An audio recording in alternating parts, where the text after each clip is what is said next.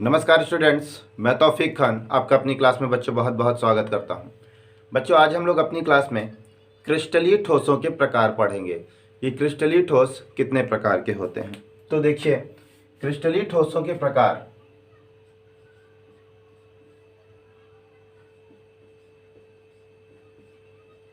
क्रिस्टलीय ठोस के प्रकार। देखिए, क्रिस्टलीय ठोस के बेटा निम्नलिखित प्रकार होते हैं। पहला प्रकार है आपका सह संयोजी सहसंयोजी ठोस या नेटवर्क ठोस या परमाणविक ठोस। इसके बाद दूसरा प्रकार है आयनिक ठोस। तीसरा है बेटा आणविक ठोस। बच्चों, ये जो आणविक ठोस है ये 3 प्रकार के होते हैं। इसी के आगे मैं लिख देता हूं, ठीक है। पहला होता है ध्रुवीय आणविक ठोस। दूसरा अध्रुवीय आणविक ठोस। इसके बाद अगला प्रकार है वो है हाइड्रोजन बंध आणविक ठोस। 3 प्रकार के हैं। इसके बाद चौथा होता है धात्विक ठोस, ठीक है। तो बच्चों, क्रिस्टलीय ठोस जैसा कि हम लोगों ने पढ़ा था, जो ठोस होते हैं वो 2 प्रकार के होते हैं। एक होता है क्रिस्टलीय सॉलिड और एक होता है अक्रिस्टलीय ठोस, 2 प्रकार का। यहाँ पर जो क्रिस्टलीय ठोस है आपने उसमें पढ़ा था, जो अवयवों की व्यवस्था होती है वो एक निश्चित क्रम में व्यवस्थित होती है तथा एक दीर्घ परासी व्यवस्था बनती है। निश्चित क्रम की ये व्यवस्था होने के कारण क्रिस्टलीय ठोसों की जो ज्यामिति होती है, जो आकार होता है वो निश्चित होता है। आपने ये चीज़ जानी थी। आज हम लोग देखने वाले हैं क्रिस्टलीय ठोस कितने प्रकार के होते हैं बच्चों। तो क्रिस्टलीय ठोस, सबसे पहली बात करता हूँ सहसंयोजी ठोस, जिसे हम लोग नेटवर्क ठोस भी कहते हैं, जिसे हम लोग परमाणविक ठोस भी कहते हैं। दूसरा है आयनिक ठोस। तीसरा है आणविक ठोस। ये जो आणविक ठोस है ये 3 प्रकार के होते हैं। पहला है ध्रुवीय आणविक ठोस, दूसरा अध्रुवीय आणविक ठोस और तीसरा है हाइड्रोजन बंध आणविक ठोस। यहाँ पर चौथा पॉइंट है धात्विक ठोस, ठीक है ना। अब मैं बारी बारी से एक एक करके आपको सारी चीजें समझाने वाला हूं। तो सबसे पहली ही हेडिंग होगी बच्चों सहसंयोजी ठोस या नेटवर्क ठोस या तो परमाणविक ठोस। देखिए, मैं आपको इसको एक बेहतरीन ढंग से समझाऊंगा। आप इसे समझकर इसे नोट्स पर हूबहू इसी प्रकार लिख लीजिएगा। तो बच्चों, ऐसा ठोस जो परमाणुओं से मिलकर के बना होता है उसे परमाणविक ठोस कहते हैं। इनमें परमाणुएं एक दूसरे से मिलकर एक जाल जैसा संरचना बनाती है। इनमें परमाणुएं एक दूसरे से जुड़ जुड़कर जाल जैसी संरचना बनाती है, इसीलिए इस ठोस को नेटवर्क ठोस कहते हैं। इन ठोसों में जितने परमाणुएं भाग लेती हैं, ये सभी परमाणुएं एक दूसरे से इलेक्ट्रॉनों की साझेदारी करके, इलेक्ट्रॉनों का आदान प्रदान करके एक ठोस आकृति बनाती है। उसी ठोस को हम लोग सहसंयोजी ठोस कहते हैं। जैसे बेटा, ये एक कार्बन, ये दूसरा, ये देखिए तीसरा, इसी प्रकार आगे बढ़ता जाएगा। आपको पता है एक कार्बन 4 बार बॉन्ड बनाता है। ये देखिए इसी प्रकार ये नीचे, ये देखिए बेटा ये क्रम बनता चला जाएगा। आप देख रहे हैं परमाणविक ठोस, ऐसे ठोस को बोलते हैं जो परमाणुओं से मिलकर बना होता है, उसे परमाणविक ठोस कहते हैं। इनमें परमाणुएं एक दूसरे से जुड़कर नेटवर्क जैसी संरचना बनाती है, इसीलिए इन ठोसों को नेटवर्क ठोस भी कहते हैं।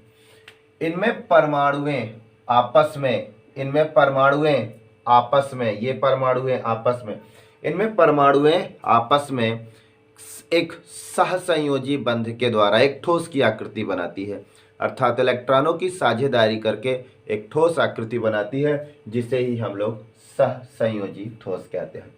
बेटा ये जो सहसंयोजी ठोस होता है ये भंगुर प्रकृति का होता है, भंगुर प्रकृति का होता है। ठीक है, अब आगे बढ़ते हैं। सहसंयोजी ठोस का उदाहरण, इनका उदाहरण होगा जैसे हीरा, ग्रेफाइट आदि, ये उनके उदाहरण हैं। ठीक है, अब मैं आपको इनको स्पष्ट करूंगा, हीरा तथा ग्रेफाइट इनके बारे में भी स्पष्ट करूंगा। तो मैंने आपको सहसंयोजी ठोस के बारे में बताया, आप जान गए। अब उसका उदाहरण है हीरा तथा ग्रेफाइट। इतना ही पूछता है यदि सहसंयोजी ठोसों में, तो बस आप इतना ही लिखेंगे। लेकिन अगर कभी आपसे पूछ ले कि हीरा तथा ग्रेफाइट में तुलना कीजिए, तो आप तुलना कैसे करेंगे वो देखते हैं।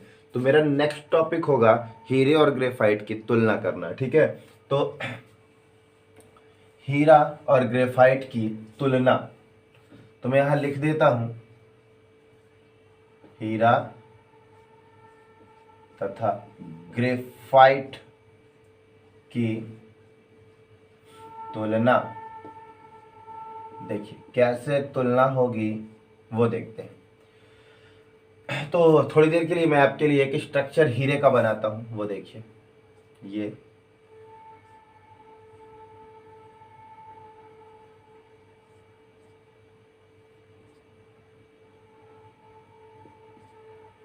फिर इस प्रकार ये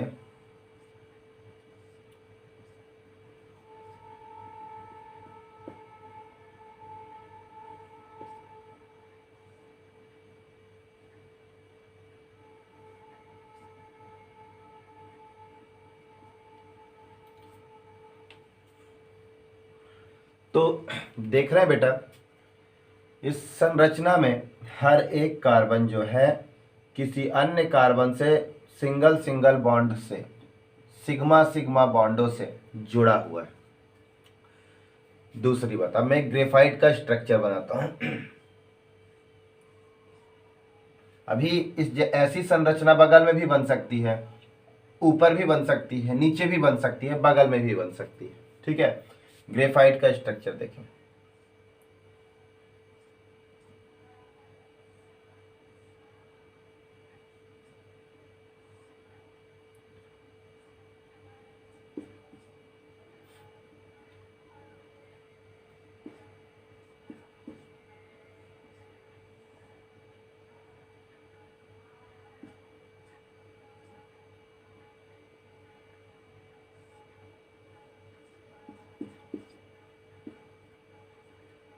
ठीक है, ये ग्रेफाइट का स्ट्रक्चर, यहाँ O नहीं होगा, C होगा।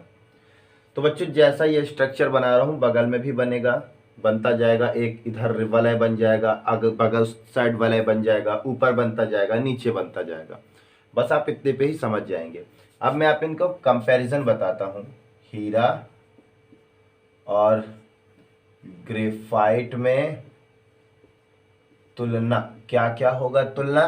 तो सबसे पहले तुलना मैं करूंगा हीरे की।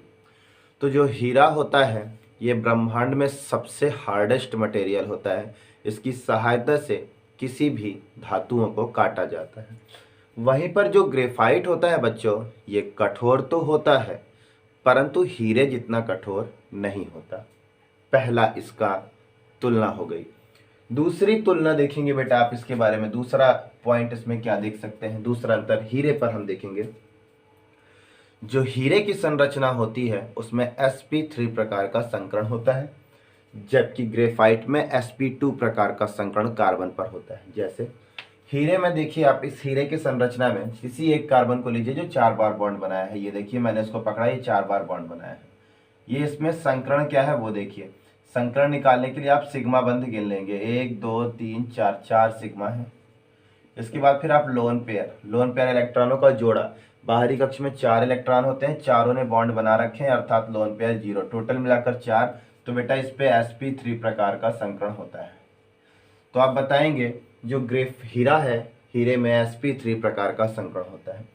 इसके विपरीत जो ग्रेफाइट है, इनके कार्बन पर sp2 प्रकार का संकरण होता है। देखें, वो कार्बन ले लीजिए जो 4 बार बॉन्ड बनाया है, ये मैं इसे पकड़ता हूँ।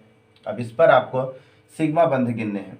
तो 1 2 3, 3 सिग्मा है, क्योंकि ये एक और जो बंध बना है इसको पाई बॉन्ड कहते हैं। तो सिर्फ हमें सिग्मा बंध गिनना है। तो बेटा सिग्मा बंध है 3। लोन पेयर की बारी आती है, इलेक्ट्रॉनों का जोड़ा नहीं है, 0, तो टोटल मिलाकर 3। तो 3 यानी कि sp2 प्रकार का संकरण हमको किस में मिलता है, ग्रेफाइट में मिलता है। तो दूसरा अंतर हो गया, जो ग्रेफाइट है, ग्रेफाइट इसमें sp2 प्रकार का संकरण इस साइड लिखेंगे, जबकि हीरे में sp3 प्रकार का संकरण इस साइड लिखेंगे। दो अंतर हो गए। देखिए अब तीसरा अंतर देखेंगे। जो बच्चों तीसरा अंतर हीरे की तरफ, ये जो डायमंड का स्ट्रक्चर है ये 3D टाइप है, 3D टाइप, 3 डायमेंशनल अर्थात त्रिविमीय होता है। इसकी संरचना में बेटा लंबाई भी होती है, चौड़ाई भी होती है, ऊंचाई होती है, सब कुछ हीरे की संरचना में होता है। ठीक है, बस करना क्या है, इसको किसी भी फैक्ट्रियों पर ले जाकर कटाई छटाई करके आपको लाके दे देंगे। आप उसको चाहे रिंग में लगा के पहनिए, चाहे माले में लगा कर पहनिए, वो एक आभूषण को एक नक्शा, एक नमूना, एक ढांचा बनाकर आपके सामने ले आते हैं। तो बेटा होता क्या है, इनमें खुद में एक लंबाई चौड़ाई ऊंचाई सब कुछ होती है, अर्थात ये 3D होता है। बेटा जो ये ग्रेफाइट होता है ये 2D होता है, यानी 2 डायमेंशनल होता है, द्विविमीय होता है। लंबाई होती है, चौड़ाई होती है, लेकिन ऊंचाई नहीं होती, ध्यान देंगे। तो इसका जो स्ट्रक्चर होता है वो 2D या समतलीय होता है, समतलीय भी बोल सकते हैं, ठीक है ना। अब नेक्स्ट डिफरेंस देखेंगे। हीरे का जो स्ट्रक्चर होता है, ठीक है, हीरे के जो स्ट्रक्चर होते हैं, इन हीरे में उपस्थित कार्बन और कार्बन परमाणुओं का बंध के बीच का बंध प्रबल होता है, परंतु ग्रेफाइट जितना प्रबल नहीं होता। ध्यान देंगे, सोचिए इसके बीच का बंध इतना प्रबल है, फिर भी ये कमजोर है और ये इतना मजबूत है, ये पॉइंट देखेंगे। तो बेटा देखिए, इनके और इनके बीच में सिर्फ एक कार्बन ले लो तो बीच में सिंगल बॉन्ड बना हुआ है। तो सिंगल बॉन्ड का मतलब एक बॉन्ड, यानी कि सिर्फ सिग्मा। वहीं पर आप ग्रेफाइट की संरचना में देखें 2 बॉन्ड भी होते हैं। बेटा 2 बॉन्ड का मतलब होता है एक सिग्मा तो है ही, और दूसरा पाई बॉन्ड भी बना लिया। 2 बॉन्ड एक साथ 2 कार्बन के बीच में आ गए तो मजबूत तो हुआ, एक सिग्मा की ताकत होगी और एक पाई की ताकत होगी। तो कहने का तात्पर्य यह है, कार्बन और कार्बन के बीच जो बंध है वो प्रबल है अपेक्षाकृत हीरे के। फिर भी जो ग्रेफाइट होता है ये कमजोर होता है, वो क्यों, आगे देखते हैं। तो देखेंगे इसका अगला अंतर आप बता सकते हैं कि ये जो हीरा होता है, ये जो हीरा है, इस हीरे में कार्बन कार्बन के बीच जो बंध पाया जाता है वो मजबूत होता है, परंतु ग्रेफाइट जितना नहीं। वहीं पर ग्रेफाइट के कार्बन कार्बन के बीच में 2 बंध पाए जाने के कारण इनके बंध प्रबल होते हैं, मजबूत होते हैं।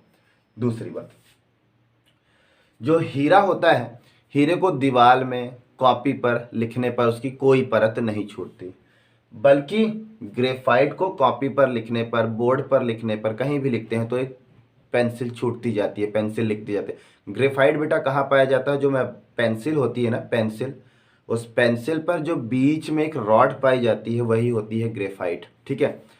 तो देखिए मैंने बताया था ये जो ग्रेफाइट होती है ना, ये एक कैसी संरचना वाली होती है, ये एक परतीय संरचना होती है। इसमें लंबाई चौड़ाई होती है लेकिन ऊंचाई नहीं होती। तो एक परत के ऊपर दूसरी, तीसरी, चौथी, बहुत सारी परतें रख रख के बहुत ऊंची परत बना ली जाती है। जब ये ऊंची हो जाती है तो इनको फैक्ट्री पर ले जाते हैं और फैक्ट्रियों पर ले जाके इनकी कटाई छटाई करके पेंसिल के अंदर डाल दिया जाता है, ठीक है। तो अब आप देख रहे होंगे एक परत के ऊपर एक, एक परत के ऊपर एक, जोड़ते चले जा रहे हैं, तो इनको बोलते हैं परतीय या लेयरिक संरचना। तो हर एक परत के बीच में दुर्बल वान डेर वाल बल कार्य करता है, अर्थात बोल दीजिए 2 परतों के बीच जो आकर्षण लग रहा है वो दुर्बल होता है। ये दुर्बल आकर्षण के कारण ही जब कोई बच्चा कॉपी पर पेंसिल से लिखता है तो पेंसिल की एक परत छूट जाती है, फिर लिखा दूसरी परत तीसरी परत छूटती गई, एक समय आता है बच्चों पेंसिल खत्म हो जाती है। वहीं पर हीरे में ऐसा कुछ भी नहीं है, क्योंकि हीरे में खुद में लंबाई चौड़ाई सब कुछ है, ऊंचाई है, लेकिन इसमें ऊंचाई नहीं है। ऊंचाई को लाने के लिए हम क्या करते हैं, एक के ऊपर एक परत रखते जाते हैं तब ऊंचाई बनती है। और जब कोई बच्चा कॉपी पर लिखता है तो बेटा वही परतें छूटती हैं, क्योंकि हर परतों के बीच में दुर्बल वान डेर वाल्स बल कार्य करता है। ये इसका डिफरेंस है। नेक्स्ट डिफरेंस देखेंगे क्या होगा। जो हीरा होता है, जो डायमंड होता है, इस पर विद्युत प्रवाहित नहीं होती। वहीं पर जो ग्रेफाइट होता है, ग्रेफाइट पर विद्युत का संचारण होता है। ऐसा इसलिए है क्योंकि जो ग्रेफाइट की संरचना होती है, इनमें पाई बंधों की व्यवस्था होती है। और ये जो पाई बंध है, ये पाई बंध टूटकर ठीक है, इस संरचना में जहां जहां जाएंगे, पाई बंधों को आपको पता है, अनुनाद में आप जानते हैं कि पाई बंधों का स्थानांतरण होता है। एक स्थान से दूसरा स्थान टूटकर प्लस माइनस जुड़ते जुड़ते पूरी संरचना ऊपर से नीचे तक आ जाती है। तो होता क्या है बेटा, ये जो हमारा पाई बॉन्ड है, ये पाई बॉन्ड पूरी संरचना में नीचे आएगा। तो जहां जहां तक ये पाई बॉन्ड नीचे जाएगा, वहां वहां तक यदि आप ग्रेफाइट पर विद्युत धारा प्रवाहित करेंगे तो इन्हीं पाई बंधों के कारण विद्युत का संचालन पूरी ग्रेफाइट पर होता है। बल्कि हीरे में विद्युत का संचालन नहीं होता, क्योंकि इसमें डबल बॉन्ड यानी पाई बॉन्ड की कहीं कोई व्यवस्था नहीं होती। आप देख रहे हैं ये जो ग्रेफाइट में ये व्यवस्था देखने को मिल रही है, ये कॉन्जुगेटेड सिस्टम व्यवस्था है, कॉन्जुगेटेड प्रणाली है। ये प्रणाली क्या होती है, ये प्रणाली होती है कि जो डबल बॉन्ड होते हैं वो एकांतर क्रम में व्यवस्थित होते हैं, एक के अंतर में। डबल बॉन्ड सिंगल बॉन्ड, एक का अंतर हो गया, फिर डबल बॉन्ड, फिर सिंगल बॉन्ड, फिर डबल बॉन्ड, नीचे भी इस तरह बनता चला जाएगा। ये व्यवस्था कॉन्जुगेटेड सिस्टम कहलाती है। और कॉन्जुगेटेड सिस्टम उन्हीं में होता है बेटा जिन पर एकांतर क्रम में डबल बॉन्ड पाए जाते हैं। ठीक है, लोन पेयर भी होंगे तो भी चलेगा। ठीक है, अभी फिलहाल आप ये देखें, double bond single bond double bond single bond double bond, ये कॉन्जुगेटेड प्रणाली है, बल्कि इधर ऐसी प्रणाली नहीं है। तो ये हो गया हीरा तथा ग्रेफाइट में तुलना। अब आगे बढ़ेंगे हम लोग। नेक्स्ट, जैसा कि क्रिस्टलीय ठोसों में पहला हम लोगों ने कवर किया, पहला जो ठोस हम लोगों ने बच्चों कवर किया वो सहसंयोजी ठोस है। दूसरा ठोस अब हम लोग देखेंगे आयनिक ठोस। देखिए आयनिक ठोस किसको कहते हैं, ऐसा ठोस जो आयनों से मिलकर के बना होता है उसे आयनिक ठोस कहते हैं। आयनिक ठोसों में भाग लेने वाले अवयव, आयनिक ठोसों में भाग लेने वाले अवयव किसी दूसरे अवयव में उपस्थित विपरीत आवेश के साथ आकर्षण रखता है, विपरीत आवेश के साथ आकर्षण रखता है। तो एक नई संरचना बनती है, एक नई संरचना बनती है बेटा। उसी नई संरचना को हम लोग आयनिक ठोस कहते हैं। एक बार फिर से मैं बोलूँगा आपको आयनिक ठोस क्या होता है। ऐसा ठोस जो आयनों से मिलकर के बना होता है उसे आयनिक ठोस कहते हैं। आयनिक ठोसों में जो अवयव होते हैं वो अवयव एक दूसरे से विपरीत आवेश रखते हुए आपस में जुड़ते हैं। अगर एक अवयव पर धन का आवेश है तो दूसरे पर डेफिनेटली माइनस का आवेश होगा। विपरीत आवेशों को रखते हुए वो एक दूसरे से जुड़ते हैं।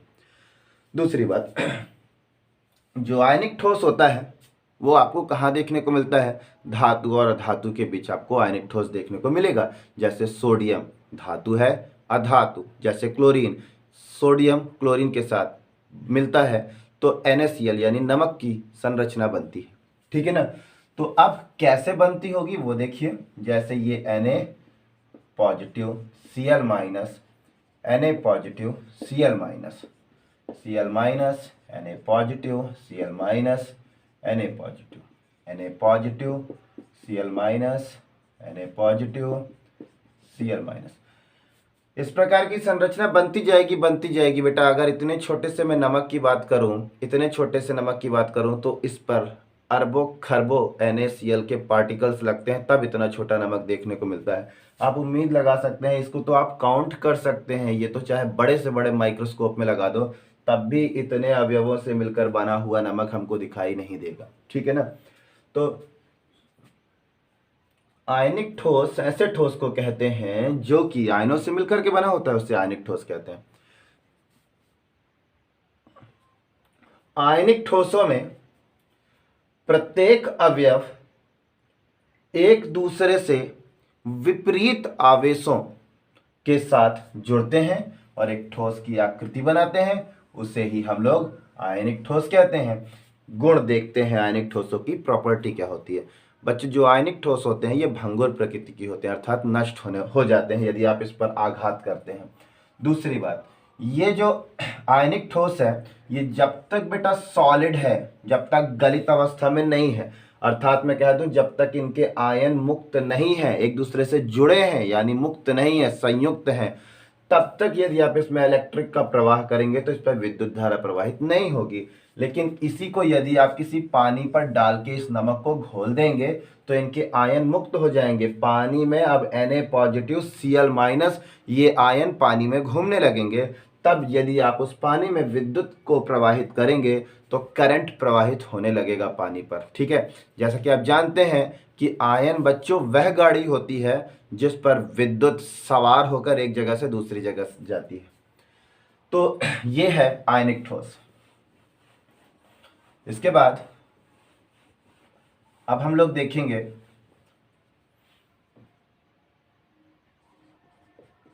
आणविक ठोस। देखिए आणविक ठोस क्या होता है।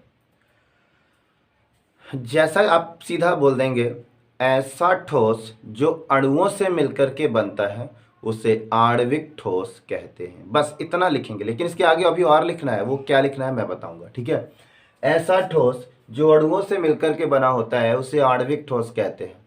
देखिए जैसे बेटा हमारे पास पानी ले लीजिए, H2O H2O H2O H2O, ऐसे न जाने H2O के कितने मॉलिक्यूल्स होंगे पानी में, है ना। तो बेटा केमिस्ट्री हमको सिखाती है कि परमाणुएं एक दूसरे से बंध बनाती हैं अपने ऑक्टेट पूरा करने के लिए। तो एक अणु में जब दो परमाणु या दो से अधिक परमाणु भाग लिए होंगे तो वो सिर्फ इसीलिए जुड़े होंगे कि उनका अष्टक पूरा हो जाए। ऑक्सीजन हाइड्रोजन से इसलिए जुड़ा होगा कि उसका अष्टक पूरा हो जाए। ये देखिए इसका अष्टक पूरा है, 2 2 4 2 6 2 8, इसका अष्टक पूरा है। तो जब इनका अष्टक, इन अणुओं का अष्टक पूरा है तो ये क्यों किसी दूसरे अणु से जुड़ेंगे। अणुओं से जुड़ते जाएंगे एक बड़ा सा ठोस बना लेंगे। आखिर ऐसा क्यों करेंगे, पागल हैं क्या ये लोग। तो देखिए बेटा होता क्या है, अष्टक पूरा हो गया उसके बाद भी अणुएं आपस में जुड़ जाती हैं, आपस में जुड़ती हैं और एक आणविक ठोस बनाती है। तो क्या आप बोलेंगे, आप देखिए ऐसा ठोस जो अणुओं से मिलकर के बना होता है उसे आणविक ठोस कहते हैं। आणविक ठोसों में भाग लेने वाले अणुओं में द्विध्रुव आ जाता है, डाइपोल आ जाता है, द्विध्रुव आ जाता है। द्विध्रुव का मतलब ये ज्यादा ऋण विद्युती है बेटा, तो हाइड्रोजन से इलेक्ट्रॉन थोड़ा सा अपनी ओर खींचेगा तो इसके ऊपर माइनस हल्का सा होगा, इसके ऊपर धन होगा। दूसरी कंडीशन इनमें भी है, इसका ऑक्सीजन ज्यादा ऋण विद्युती है, हाइड्रोजन से इलेक्ट्रॉन थोड़ा सा अपनी ओर खींचेगा, माइनस होगा प्लस होगा, यहाँ पर भी थोड़ा सा माइनस होगा, ये प्लस होगा।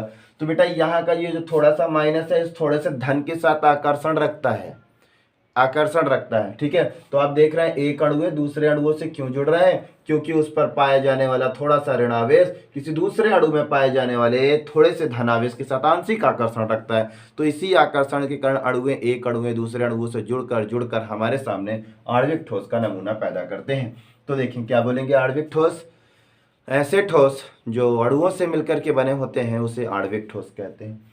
आणविक ठोसों में भाग लेने वाले जो अणुएं होती हैं वो अणुओं पर द्विध्रुव होता है और हर अणुओं पर उपस्थित द्विध्रुव किसी दूसरे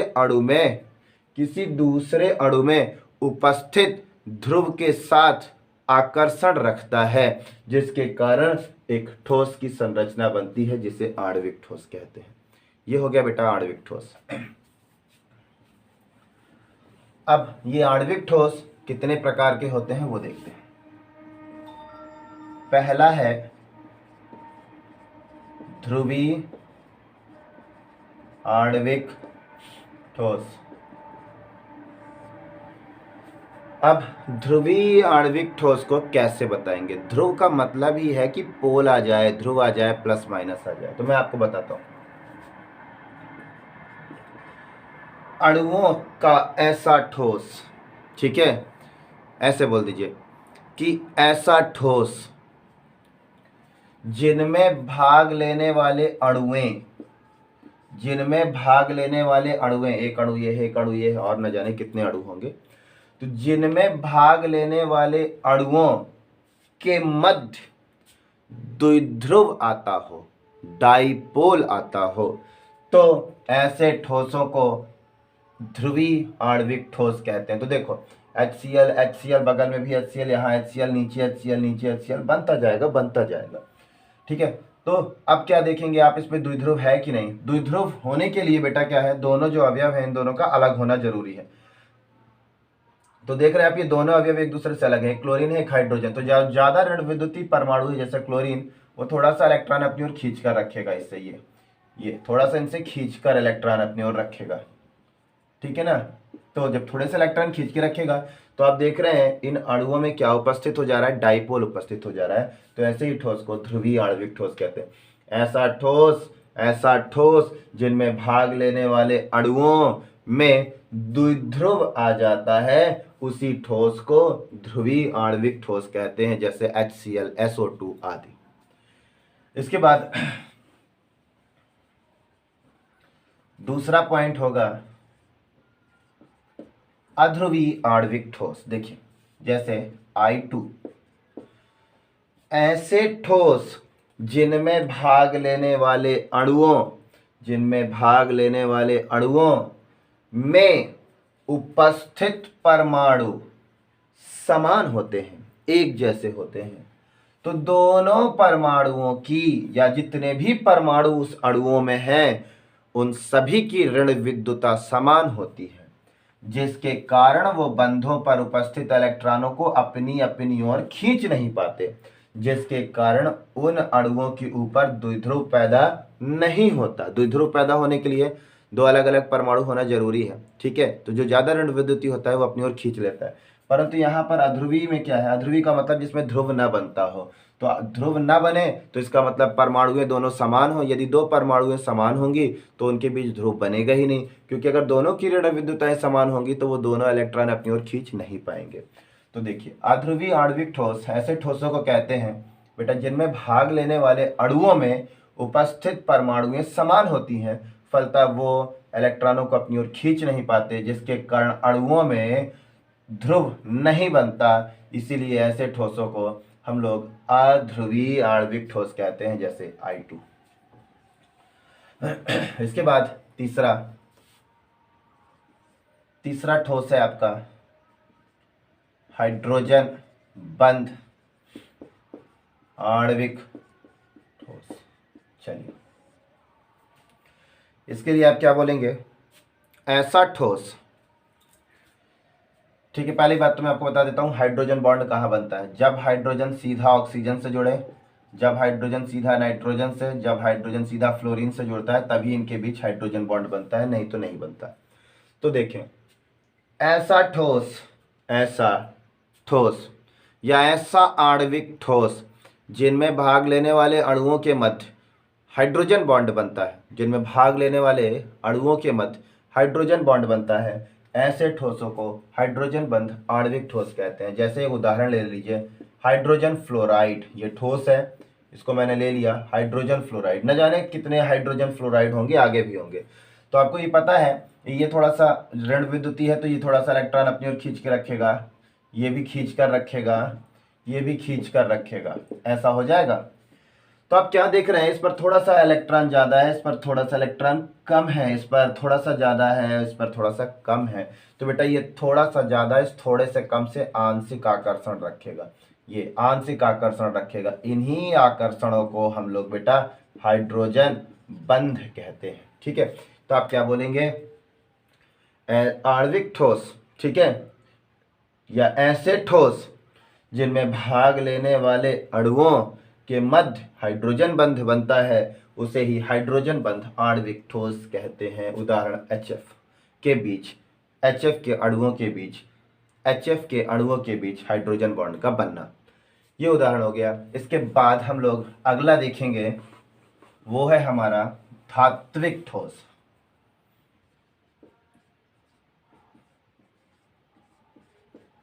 धात्विक ठोस। अब धात्विक ठोस, ये ठोस हमारा लास्ट है। तो देखिए इस पर, ऐसा ठोस जो धातुओं से मिलकर के बना होता है उसे धात्विक ठोस कहते हैं। ऐसा ठोस जो धातुओं से मिलकर के बना होता है उसे धात्विक ठोस कहते हैं। अब और आगे इसके बारे में बताऊंगा और समझाऊंगा मैं आपको। बेटा जैसे मैंने कोई एक निकाय ले लिया, यानी मेरे पास धातु का इतना बड़ा टुकड़ा है। अब आपको पता है इस टुकड़े के अंदर, मान लीजिए ये धातु आयरन की है, तो इसके अंदर बहुत सारे Fe होंगे। अब बेटा ये जब बहुत सारे Fe होंगे तो होता क्या है, ये जो Fe है इलेक्ट्रॉनों को इसी धातु के अंदर उत्सर्जित किए रहते हैं। देखिए इलेक्ट्रॉनों को इसी के अंदर क्या किए होते हैं, उत्सर्जित किए होते हैं। तो ये जो उत्सर्जित इलेक्ट्रॉन है इसी धातु के अंदर, इसी धातु के अंदर गैसीय अवस्था में घूमते रहते हैं। ठीक है बेटा, यही कारण है कि जब हम धातु को पीटते हैं किसी हथौड़े से तो ये जो इलेक्ट्रॉन है वो गैसीय अवस्था में होते हैं। तो जैसे आपने यहाँ पर पीटा तो ये जो गैस जैसे इलेक्ट्रॉन गैस की तरह जो व्यवहार कर रहे हैं, गैसीय फेस में जो इलेक्ट्रॉन घूम रहे हैं, बेटा ये खिसक के इधर चले जाते हैं। जब ये चले जाते हैं तो बीच में पोल हो जाता है और हमारा ये जो धातु का टुकड़ा है ये बीच से चपट जाता है या दब जाता है। आपने ये देखा, और थोड़ा सा लंबा हो जाता है, क्योंकि ये जब चपटेगा तो ये थोड़ा सा लंबा होगा, क्योंकि इलेक्ट्रॉन गैसीय अवस्था में पाए जाते हैं, मुक्त अवस्था में पाए जाते हैं, ऐसा भी बोल सकते हैं आप। ठीक है, तो जब ये इस पर पड़ता है तो पड़ने के बाद मुक्त अवस्था में इलेक्ट्रॉन होते हैं, गैसीय अवस्था में होते हैं, तो ये इधर उधर चले जाते हैं, फलता ये दब जाता है, बल्कि टूटता नहीं। इसलिए हम कहते हैं ठोस जो होता है वो आघातवर्धनी होता है। किसी ठोसों में, आगे बढ़ते हैं, किसी ठोसों में जो कोई भी ठोस वो जिस भी अवयव का है, मान लीजिए ये ठोस आयरन का है तो ये Fe के अवयव का है, कोई ठोस जिस भी अवयव का होता है तो वो अवयव उसी ठोस के अंदर इलेक्ट्रॉनों को उत्सर्जित करता है, और इलेक्ट्रॉनों को उत्सर्जित करने के बाद जो इलेक्ट्रॉन होते हैं वो उसी ठोस के अंदर एक गैसीय अवस्था या मुक्त अवस्था में विचरते रहते हैं, घूमते रहते हैं। तो ठोसों की इस प्रकार की व्यवस्था को हम लोग मुक्त इलेक्ट्रॉन मॉडल कहते हैं, मुक्त इलेक्ट्रॉन मॉडल कहते हैं, या इसी व्यवस्था को हम लोग सी ऑफ इलेक्ट्रॉन कहते हैं, यानी इलेक्ट्रॉनों का समंदर भी इस व्यवस्था को कहते हैं। ठीक है, किन्हीं ठोसों में जब हम विद्युत का संचालन करते हैं तो विद्युत का जब संचालन करते हैं तो ठोस पर, धात्विक ठोसों पर विद्युत का संचालन हो जाता है। ऐसा इसलिए होता है क्योंकि इस जो भी ठोस होते हैं उन ठोसों पर जो इलेक्ट्रॉन होते हैं वो मुक्त अवस्था में होते हैं, गैसीय अवस्था में होते हैं, विचरते रहते हैं, घूमते रहते हैं। इसीलिए विद्युत धारा आसानी से उन मुक्त इलेक्ट्रॉनों की वजह से एक छोर से दूसरे छोर तक आसानी से पहुंच जाती है। तो बेटा इतना बड़ा हमारा धात्विक ठोस आपको पूरा लिखना पड़ेगा। उम्मीद है आपको ये सेशन पसंद आया होगा। कैसा लगा आपको ये सेशन जरूर कमेंट बॉक्स पर लिख के बताइएगा। धन्यवाद।